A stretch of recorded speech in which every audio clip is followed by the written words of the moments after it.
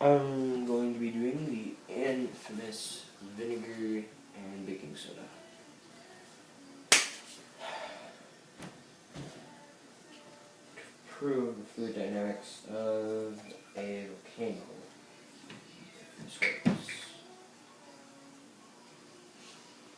Oh, it smells amazing.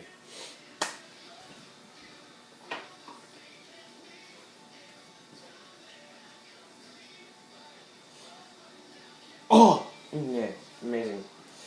So under the plate is a little bit of vinegar. Right here on the plate. It's leaking through.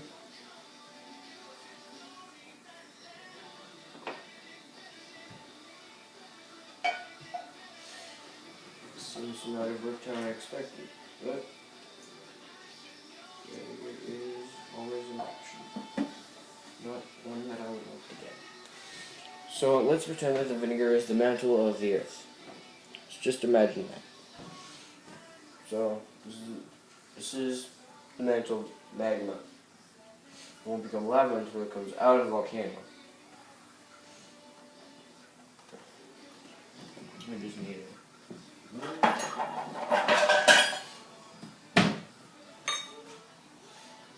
So this is all lava, it's all fine, it's not that bad. It's controlling the pressure from how much the mantle it allows in the volcano. Now with the volcano, some reason got some baking soda or some gases to assist it.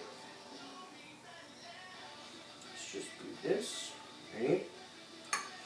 Watch what happens when it makes all the gases and the mantle over time.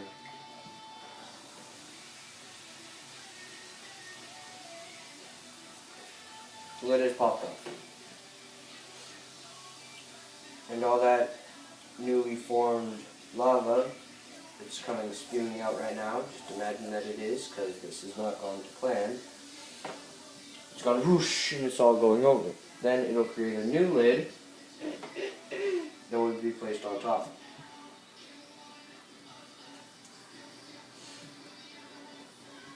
So after that is done, it has been repressurized and is controlling the pressure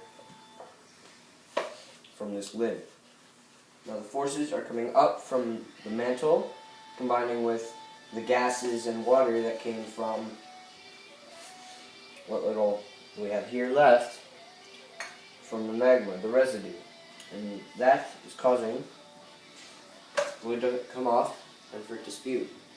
Now, this does not happen because volcanoes are often dormant, but that is what goes on inside a volcano, and that is how the fluid dynamics of a volcano work.